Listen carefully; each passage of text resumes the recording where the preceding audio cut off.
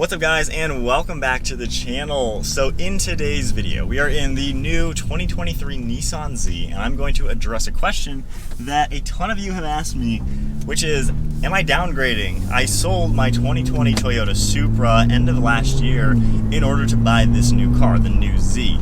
And of course I've seen quite a few comments asking me, hey, you think that was a good decision? It seems like the Z is a downgrade from the Supra. So before we get into that aspect of it, let's get some facts out of the way, because it seems like people are really misinterpreting each car and not actually comparing apples to apples. So we've all seen the one drag race where the automatic Z, the Supra, and a GT Mustang line up and drag race. The Z gets pretty beat. The Supra and the Mustang are about neck and neck at the end, and the Z is a car length or two behind. So the Z isn't quite as powerful, it seems, as the Toyota Supra, and doesn't quite have all the same features as well. It doesn't have an active suspension setup, it doesn't have the active steering, no real sport modes or anything. It just kind of is a fixed car, and it is what it is. So here's the thing, a lot of people obviously say that this is a downgrade, but when you actually look at the pricing, this better be a little bit slower and not as good as the Supra, because the Supra everyone's comparing this to is the 3.0 Premium. That car right now is $57,000. This car is $51,000. So there's a $6,000 price difference between a fully loaded 2023 Nissan Z and a fully loaded brand new 2022 is what we can see right now, Toyota Supra 3.0 Premium with the driver's assistance package. Because when you look at those two cars, they both are going to have the parking sensors, obviously backup cameras, navigation, all the interior technology, heated seats, the nicer interior and stuff like that. They're both going to have the brake brakes, limited slip differential. And then when you look at it, the Toyota Supra 3.0 non-premium is around the same price as this fully loaded Z.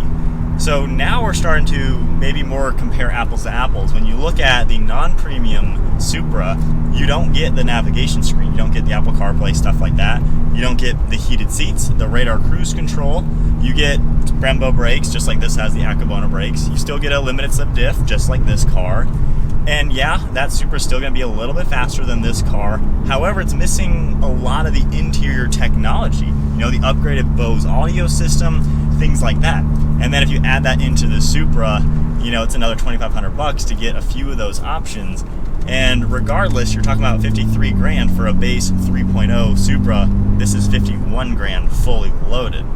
So it's not actually apples to apples. So for everybody who is commenting saying, my Supra will smoke that Z, you paid $6,000 more, you better be smoking this car at least a car length. It should be a better car. And when you do compare the performance, strictly that, between the 3.0 Supra, just a normal one, versus this, yeah, the Supra handles a little bit better, a little bit more pinpointy, 100 pounds less, and it is a little bit faster. But at the same time, the only way to compare the two is the fact that this is still at minimum 2 grand cheaper, but has all the extra luxuries. And then when you look at the base model Nissan Z, that's around $41,000 with destination. And if you look at the 4-cylinder Supra, that's like $45,000 or $43,000, something like that. So even if you were to get the cheapest Supra, you're still a couple $1,000s more expensive than the cheapest Z. But aside from the 4-cylinder Supra having a nicer seat option than the base model Z, you're still going to get a slower car than the basic Z. So it's kind of, when you look at the performance levels, the Supra 4-cylinder is going to be at the bottom, then it's going to be the base model Nissan Z. You still get 400 horsepower, so I think that's a better value than getting the 4-cylinder Supra, even though you're going to get cloth seats instead of the cooler Alcantara seats. And then the next one up for performance is going to be the Z Performance, of course, and then above that, of course, will be both of the 3.0 Supras. But when you kind of look at it more on the price point and what you're getting with options, I think the Z is a way better deal than the 4-cylinder Supra, because it's got the bigger engine, it's got power, it has a similar mechanical aspect as the 4-cylinder Supra, but you get the 400 horsepower engine rather than like 200 something or whatever the little 4-cylinder has.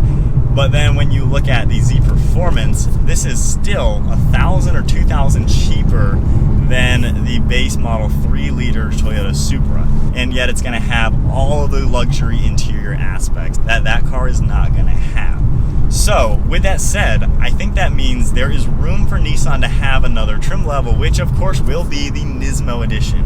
And I bet you the Nismo Edition is going to be right up there in price with the 3.0 Premium Supra, and I bet it's going to be faster.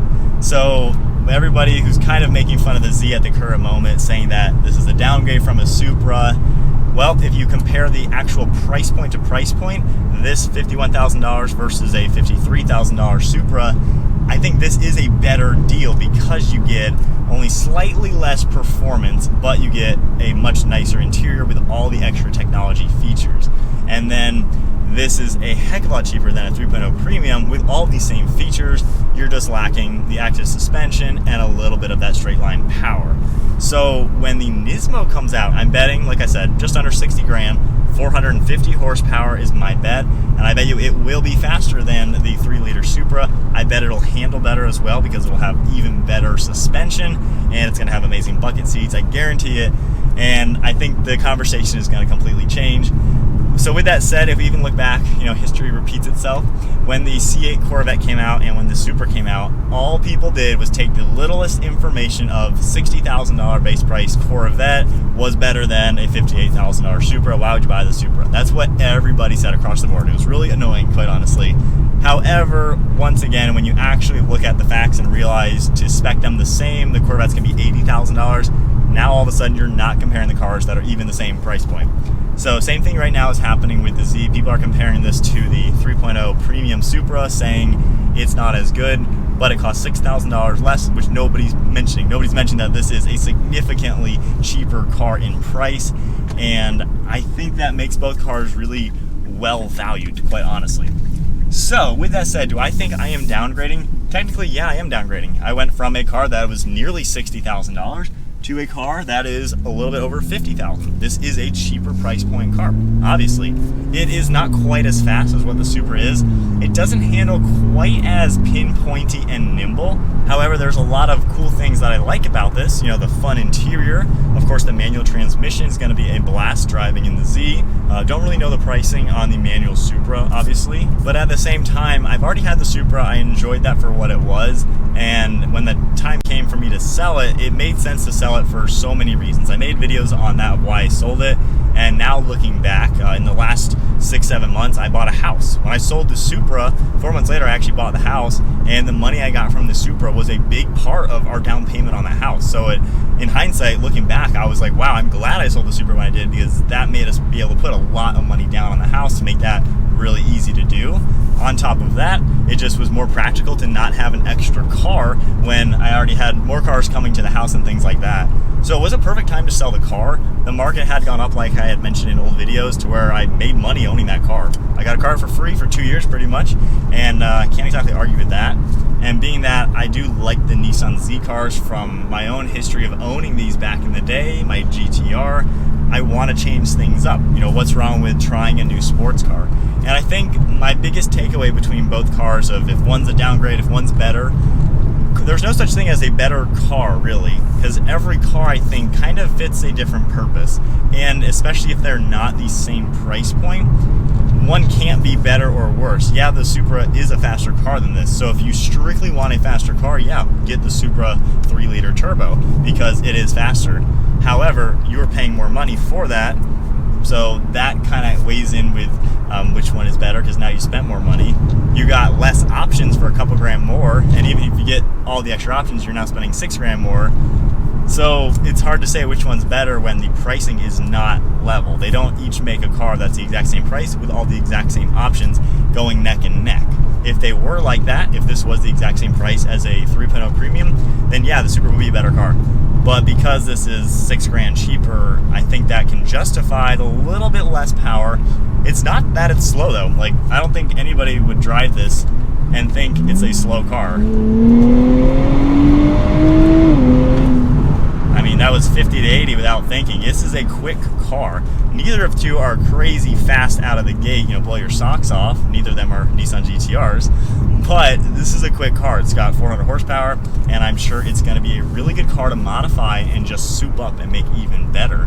So, am I downgrading? I kind of wanted also a cheaper car. I wanted something that was a little bit more, I guess, affordable, you would say.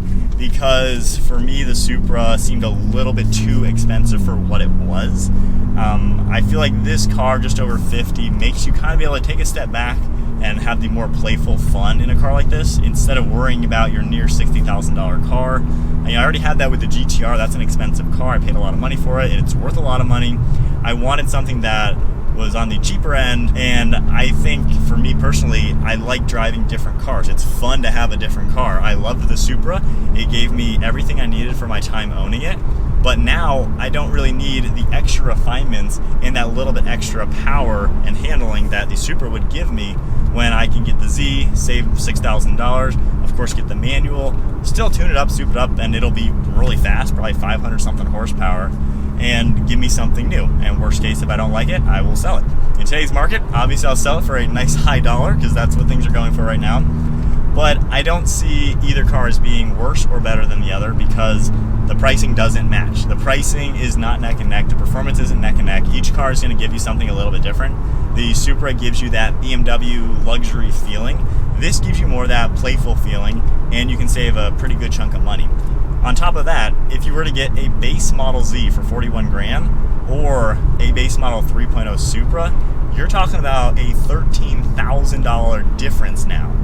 That, I think, is a huge difference in price, and that is kind of crazy then if you're going to get one of those two cars. The only real benefit with the Supra, yeah, you get the nicer seats and the differential, but $13,000 I don't think is worth it. So personally, I think if you're going to buy a Supra or a Z, I think the 4-cylinder Supra is only worth buying if you just want a nice, comfortable car with the nice seats and a little bit more refined interior, but I think the base Z is a better value. The base 3-liter Supra, I think, is overpriced because it's so much more expensive than a base Z, and still more expensive than a fully loaded Z. So if you're going to get a base 3-liter Supra without options, just get a fully loaded Z. I think that's a better value. And then if you're going to get the fully loaded Supra, you're really only getting a little bit better handling and a little bit better acceleration for still $6,000 more. And I think the Nismo Z is going to be that competitor that comes out and knocks the socks off of the Supra. So hopefully that made sense. That's kind of my thoughts on, do I regret selling the Supra for this? Is this going to be a downgrade? I am super excited about this. I think it's going to be a lot of fun. I'm excited for the manual. Having a Z again, it'll be my third Nissan Z. And to have a Z with my GTR now, that's going to be really awesome because I had to sell my Nismo Z to buy the GTR. So for me personally, I am really excited for those type of personal reasons. The car itself, I've been having a lot of fun with. I think there's going to be plenty of modification potential. I think it's going to be fast enough. I mean, it's not going to be a car you're going to drive and think, well, this is just boring. Should have bought a Supra. It's going to be another really good sports car. And in today's market, when every car company is turning electric, making literally boring cars that are not fun at all to even look at, there's a new sports car on the market. You have a Toyota Supra and a Nissan Z, which I think are both great options, and they both exist. And finally, Toyota's throwing in a stick shift, which I think is going to make that car even better. So the fact that both of these cars exist, I think is awesome, and I like the competitiveness between the two. I think each car is offering something different, different price points, different performance, different options, and I think each car is going to make each car better. So anyways, that is it for today's video. I just wanted to get that off my chest and talk about that. And for everybody who was a hater of the Supra in the beginning, I don't want to hear the comments from you guys saying that the Supra is better than this, because you all know you guys hated the Supra when it came out and called it a Z4. So if you were one of those people, you can't talk about this car, I think. Anyways, that's it guys. I'll see you in the next video.